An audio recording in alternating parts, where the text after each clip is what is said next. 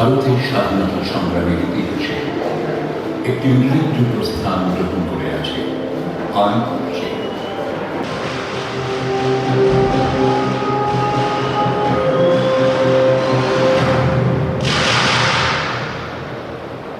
Alipur central jail, যেটি বর্তমানে আলিপুর মিউজিয়ামে রূপান্তরিত হয়েছে।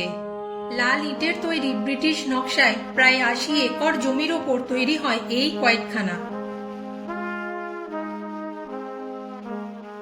এই জেল বানানোর কাজ ব্রিটিশরা ১৯০৬ সালে শুরু করেছিলেন আর ১৯১৩ সালে কাজ শেষ হয়। ব্রিটিশ শাসনকালে এই কারাগারে যেমন বন্দী অবস্থায় ছিলেন নেতাজি সুভাষচন্দ্র বসু, দেশবন্ধু চিত্তরঞ্জন দাস, জওহরলাল নেহেরু, ডক্টর বিধানচন্দ্র রায়, দীনেশ গুপ্তের মতো স্বাধীনতা সংগ্রামীরা, তেমনি এখানে কারারুদ্ধ ছিল কুখ্যাত অপরাধীরাও। আলিপুর জেল মিউজিয়ামের আনাচে কানাচে লুকিয়ে রয়েছে লক্ষ লক্ষ মানুষের গল্প। মিউজিয়ামের টিকিট মূল্য কত, মিউজিয়ামে কি কি দেখবেন, মিউজিয়ামে কিভাবে আসবেন, সমস্ত কিছু আমি ভিডিওতে জানাবো। মিউজিয়ামের পাশে হিউজ এরিয়া জুড়ে পার্কিং এর ব্যবস্থা আছে। পার্কিং চার্জ 4 হুইলার প্রতি ঘন্টায় 10 টাকা। মিউজিয়ামের একদম পাশেই কফি হাউস নামে একটি ক্যাফে রয়েছে। মিউজিয়ামের এন্ট্রি ফি 30 টাকা। এখানে লাইট অ্যান্ড সাউন্ডের 45 মিনিট একটা শো চলে, সেটা দেখার জন্য আলাদা করে 100 টাকার টিকিট কাটতে হবে। এই শোটা দুটো স্লটে হয়। ফার্স্ট শো সন্ধে 6টায় শুরু হয়, সেকেন্ড শোটা সন্ধে 7টা থেকে শুরু হয়। মিউজিয়ামের ভেতর বাইরের কোনো খাবার নিয়ে যাওয়া যাবে না, এটা কিন্তু বোর্ডে লেখাই আছে। বাইরের কোনো খাবার সাথে আছে কিনা সেটা দেখার জন্য কিন্তু এখানে ব্যাগ চেকও করা হয়।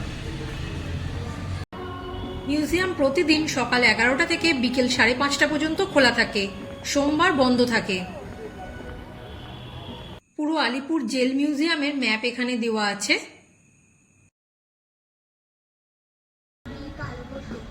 ভারতের স্বাধীনতা সংগ্রামের দেশাত্মবোধক গানের কিছু লাইন এখানে লেখা আছে। এখানে সাইনবোর্ডে লেখা আছে, সোজা গেলে দেখতে পাবেন ফাঁসির মঞ্চ, নেহেরু কক্ষ, নেতাজি কক্ষ, চিত্তরঞ্জন দাস কক্ষ, বিধানচন্দ্র রায় কক্ষ, যতীন্দ্রমোহন সেনগুপ্তের কক্ষ। এখন যাচ্ছি ফাঁসির মঞ্চের দিকে। এটা হচ্ছে সেই ফাঁসির মঞ্চ যেখানে ভারত মাতার বীর সন্তানেরা হাসি মুখে ফাঁসির দড়ি গলায় পরে নিয়েছিলেন। এই ফাঁসির মঞ্চে স্বাধীনতা সংগ্রামীদের পাশাপাশি কুখ্যাত অপরাধীদেরও ফাঁসি দেওয়া হয়েছে। 1908 সালে প্রথম ফাঁসি দেওয়া হয় কানাইলাল দত্তকে, আর 2004 সালে শেষ ফাঁসি দেওয়া হয়েছিল ধনঞ্জয় চ্যাটার্জিকে। 2004 সালের পর থেকে এখানে আর কোনো ফাঁসি দেওয়া হয়নি।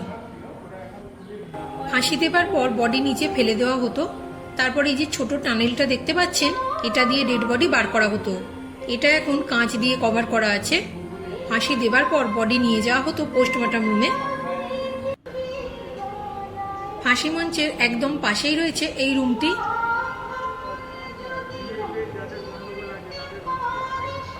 এখানে ডাক্তাররা বডি পরীক্ষা করতেন আসামি মৃত না জীবিত। যদি জীবিত থাকতো তাহলে হাত আর পায়ে শিরা কেটে দেওয়া হতো, আর এই ড্রেন দিয়ে রক্ত চলে যেত।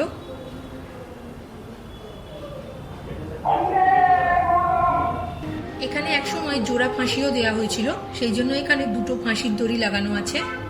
ফাঁসি মঞ্চের একদম কাছেই রয়েছে এই বিল্ডিংটা। এখানে অনেক কয়েদিদের রাখা হতো। ওই ঘরে অনেক ছোট ছোট জানলা আছে। যখন ফাঁসি দেওয়া হতো তখন কয়েদিদের ওই জানলা থেকে জোরপূর্বক লাইভ ফাঁসি দেখানো হতো। এটা দেখানোর কারণ ছিল তারা যেন ইংরেজদের ভয় পায়, তাদের কথা যেন শোনে, সেই জন্য তাদের জোরপূর্বক লাইভ ফাঁসি দেখানো হতো।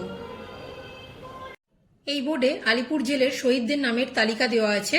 শহীদদের নামের সাথে কোন সালে ফাঁসি দেওয়া হয়েছিল সেটাও এখানে লেখা আছে।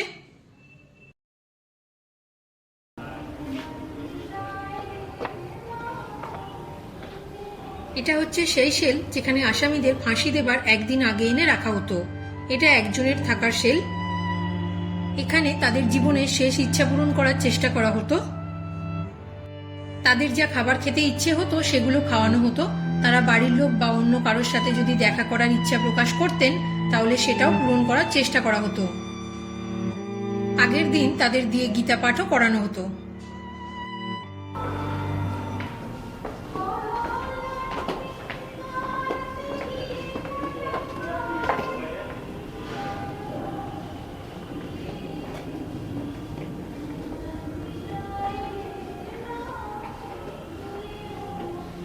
এটা দুজনের থাকার সেল।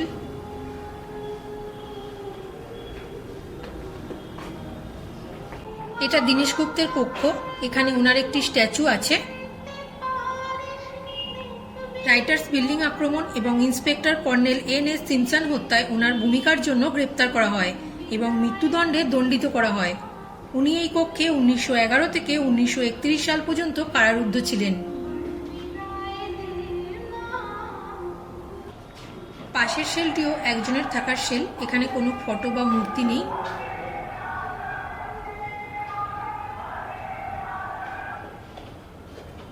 সামনের এই বিল্ডিং এ রয়েছে Netaji cell, Bidhan Chandra Roy cell, Chittaranjan Das cell, যতীন্দ্রমোহন সেনগুপ্তের সেল।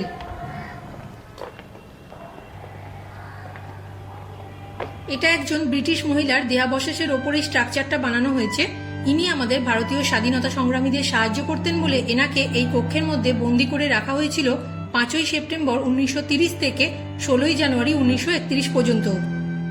এই ব্রিটিশ মহিলা স্বাধীনতা সংগ্রামীদের সাহায্য করতেন বলে ইংরেজরা ওনাকে জ্যান্ত অবস্থায় হাত পা বেঁধে পাখিদেরকে দিয়ে খাইয়েছিলেন।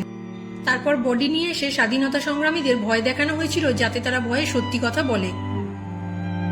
এটা হচ্ছে ডক্টর বিধানচন্দ্র রায়ের সেল। এই কারাকক্ষে উনি 5ই সেপ্টেম্বর 1930 থেকে 16ই জানুয়ারি 1931 পর্যন্ত বন্দী ছিলেন। বিধানচন্দ্র রায়ের সেলের পাশেই রয়েছে কালকুঠরি। এই ঘরটা পুরো অন্ধকার, আলো বাতাস ঢোকার জন্য কোনো জানলাও নেই। এখানে স্বাধীনতা সংগ্রামীদের এনে তাদের মুখ থেকে কথা বার করার জন্য ব্রিটিশরা তাদের উপর অকথ্য অত্যাচার করত। এবার যাচ্ছি দোতলায়। দোতলায় রয়েছে নেতাজি সুভাষচন্দ্র বসুর সেল।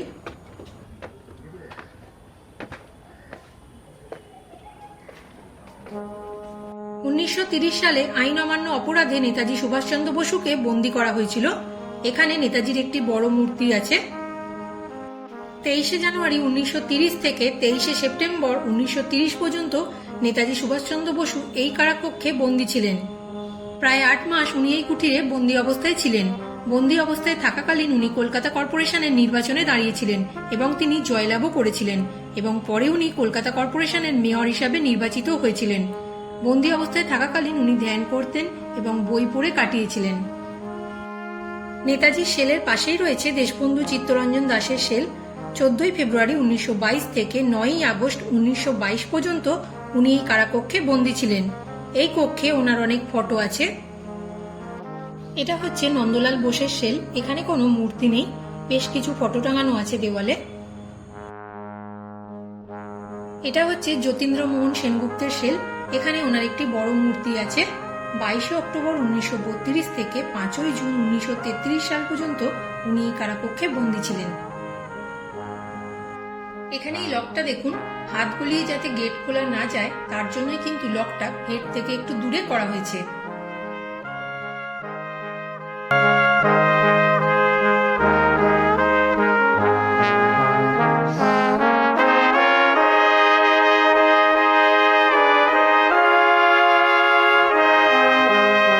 এটা হচ্ছে শহীদ স্মৃতিস্তম্ভ। স্বাধীনতা সংগ্রামে যারা দেশের জন্য প্রাণ দিয়েছিলেন ওনাদের স্মৃতির স্মরণে তৈরি হয়েছে শহীদ স্মৃতিস্তম্ভ। এবার দেখব নেহেরু কক্ষ।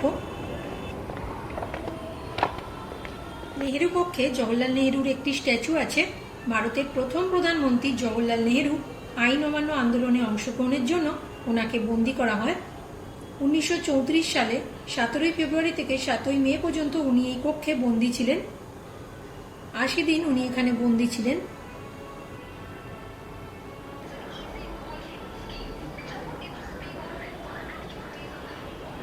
জওহরলাল নেহেরুর পাশের সেলটিতে ইন্দিরা গান্ধী এবং জওহরলাল নেহেরুর অনেক ফটো আছে।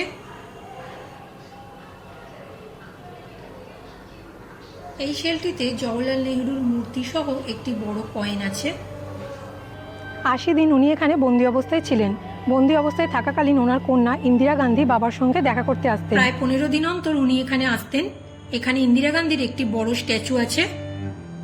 সাক্ষাতের জন্য ব্রিটিশ সরকার কর্তৃক মাত্র 20 মিনিট সময় ধার্য ছিল।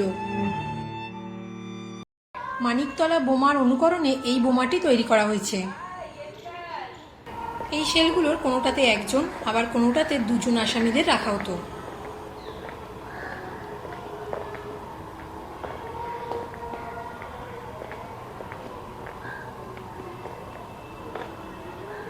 এবার যাব পুলিশ মিউজিয়ামে। এই কক্ষে 1908 সালে আলিপুর ষড়যন্ত্র মামলার সমস্ত বিবরণ রয়েছে। এখানে রয়েছে সেই সময়কার ব্যবহৃত বিভিন্ন আগ্নেয়াস্ত্র। ঢাকা ষড়যন্ত্র মামলার ঐতিহাসিক বিবরণও রয়েছে এই কক্ষে।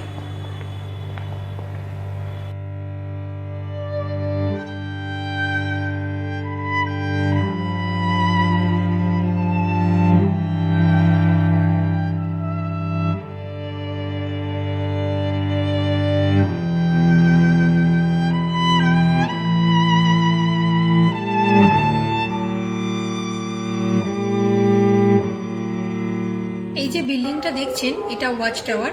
আলিপুর জেলের একদম সেন্ট্রালে রয়েছে এই ওয়াচ টাওয়ারটি। এখান থেকে পুরো জেলের ওপর নজরদারি রাখা হতো। ওয়াচ টাওয়ারের ওপর একটি রুমে বাংলার মুক্তিযোদ্ধাদের প্রতি শ্রদ্ধাঞ্জলি গ্যালারি রয়েছে। এখানে বাংলার স্বাধীনতা সংগ্রামীদের স্ট্রাগল এবং সেলুলার জেলের স্থাপত্যের ওপর অনেক আর্টিকেলস লেখা আছে।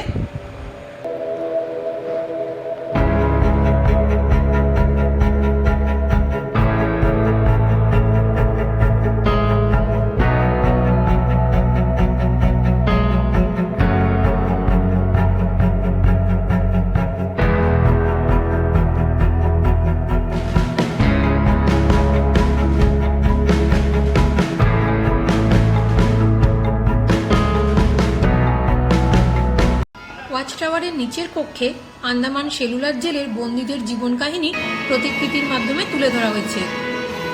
এটা আন্দামান সেলুলার জেলের মডেল।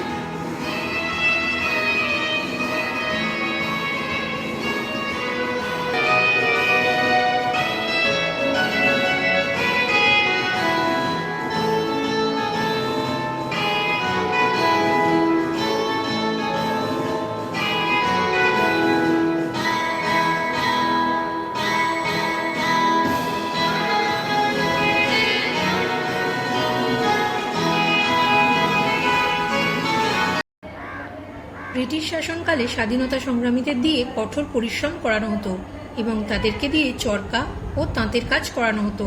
তারই নিদর্শন এই তাঁতকল।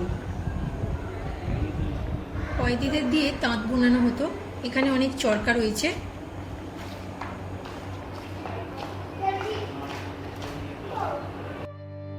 এখানে অনেক তাঁত বোনার মেশিনও রয়েছে। তারা দেশি বস্ত্র বর্জন করেছিলেন এবং চরকায় সুতো কেটে তৈরি করেছিলেন দেশি খাদি বস্ত্র।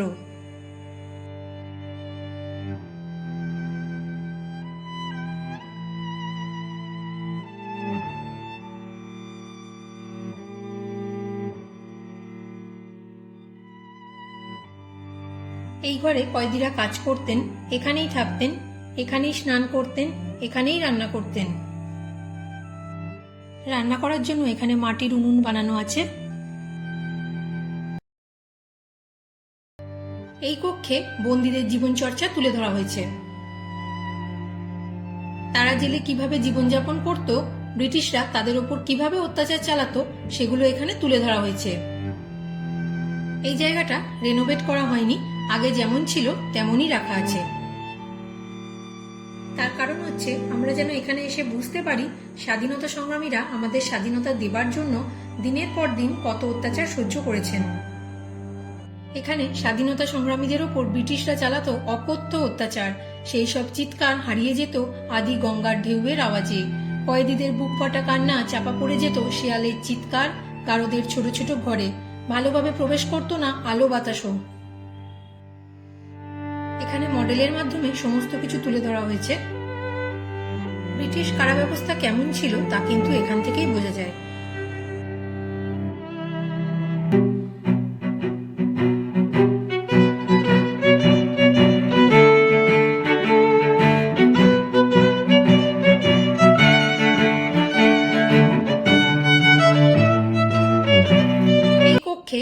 একসাথে 30 থেকে 40 জন কয়েদি থাকতেন। এই ঘরের মধ্যেই তারা জামা কাপড় কাচতেন, স্নান করতেন, রান্না করতেন ও খাওয়া দাওয়াও করতেন।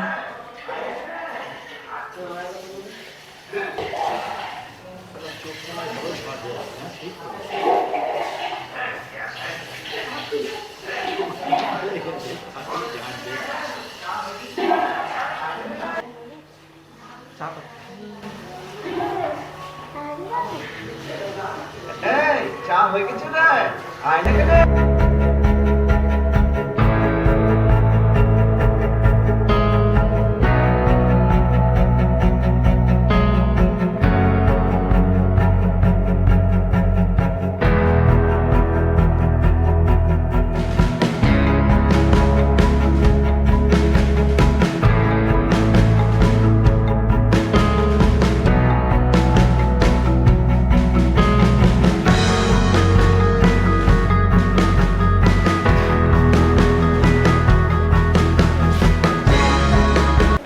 এই গ্যালারিটি বিদ্রোহী কবি কাজী নজরুল ইসলামকে উৎসর্গকৃত একটি গ্যালারি। এখানে কবির মূর্তি ও বেশ কিছু বই রাখা আছে।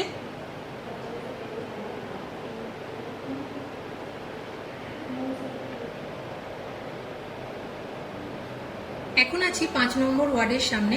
এটা হচ্ছে প্রদর্শনী কক্ষ। এখানে পুরনো দিনের কয়েন রাখা আছে। এখানে 5 পয়সা, 10 পয়সা, 4 আনা, 8 আনা, 2 টাকা, 5 টাকা সব কয়েন এখানে সংরক্ষিত করে রাখা আছে। এখানে মা দুর্গার বড় মূর্তি রয়েছে।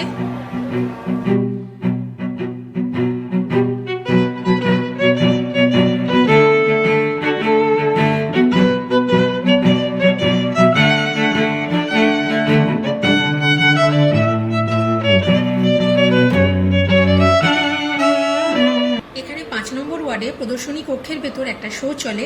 আলাদা করে কোনো টিকিট লাগে না। এখানে আলিপুর জেলের ইতিহাস তথ্যচিত্রের মাধ্যমে ফুটিয়ে তোলা হয়েছে।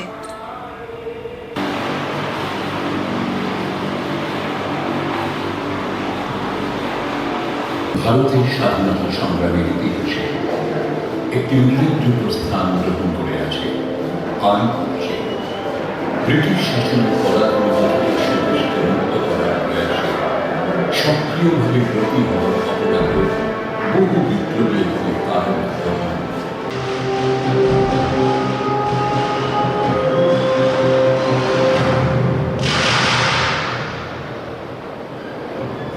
ব্রিটিশের হাতে ধরা পড়ার আগে দেশপ্রেমিক প্রফুল্ল চাকি আত্মহত্যা করেন। 19 বছর বয়সী যুবক ক্ষুদিরাম ঘোষ ব্রিটিশের হাতে ধরা পড়ে। বিচারে তার ফাঁসি। ব্রিটিশরা অভিযান চালিয়ে অনেক সক্রিয়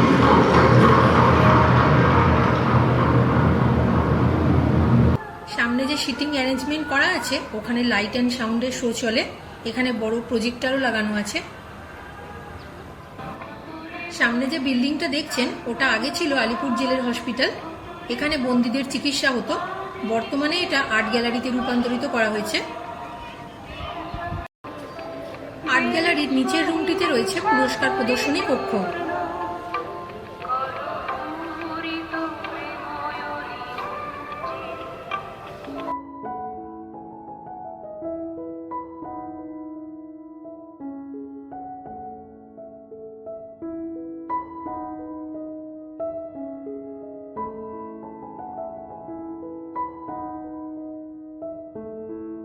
দীনেশ গুপ্তের ব্যবহৃত পিস্তলের অনুকরণে এটা তৈরি করা হয়েছে।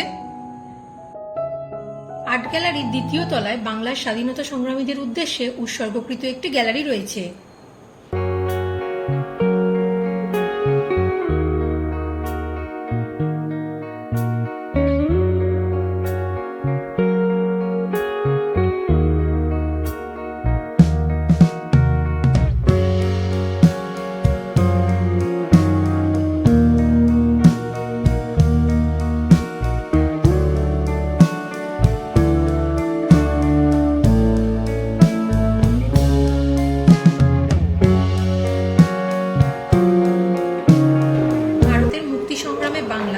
গ্যালারিতে ৭৬-এর মন্বন্তর, সাঁওতাল বিদ্রোহ, সতীদাহ প্রথার ওপর নানান আর্টিকেলস ও পেন্টিং রয়েছে।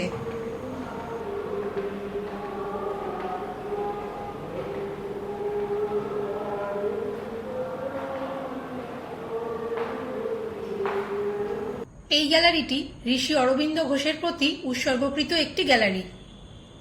এখানে ঋষি অরবিন্দ ঘোষের একটি মূর্তিও আছে।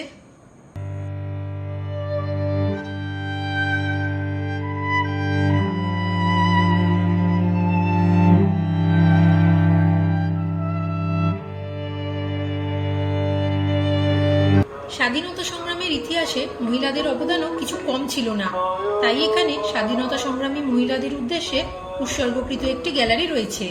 এই কক্ষেই রয়েছে বাংলার স্বাধীনতা সংগ্রামী মহিলাদের নানান ইতিহাস।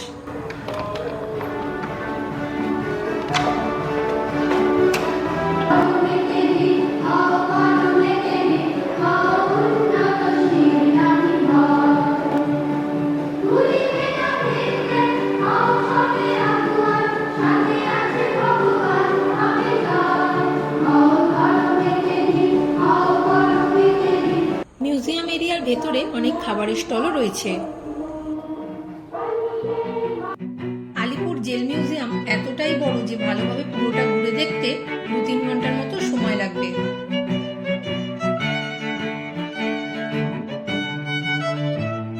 বসার জন্য অনেক বেঞ্চও আছে এখানে। আলিপুর জেলের প্রত্যেকটা ইটের কোনায় কোনায় লুকিয়ে রয়েছে পুরনো দিনের ইতিহাস, আর সেই ইতিহাসকে ছুঁয়ে দেখতে হলে আপনাদের কিন্তু এখানে আসতে হবে। আলিপুর জেল আজও সেই ইতিহাসের সাক্ষী বহন করে চলেছে। ভার্চুয়ালি যতটা না ফিল করতে পারবেন, তার থেকে কিন্তু এখানে এলে নিজেকে অনেক বেশি কানেক্ট করতে পারবেন। এবার বলি এই মিউজিয়ামে কিভাবে আসবেন। যে কোনো মেট্রো স্টেশন থেকে মেট্রো করে আপনাকে নামতে হবে যতীন দাস পার্কে। স্টেশন থেকে বেরিয়ে কিছুটা হেঁটে গেলেই পাবেন হাজরা মোড়। হাজরা মোড় থেকে অটো করে আপনারা আলিপুর জেল মিউজিয়াম পৌঁছে যেতে পারবেন। এছাড়া শিয়ালদা থেকেও আপনারা যে কোনো বাস ধরে স্প্ল্যানেড আসতে পারেন।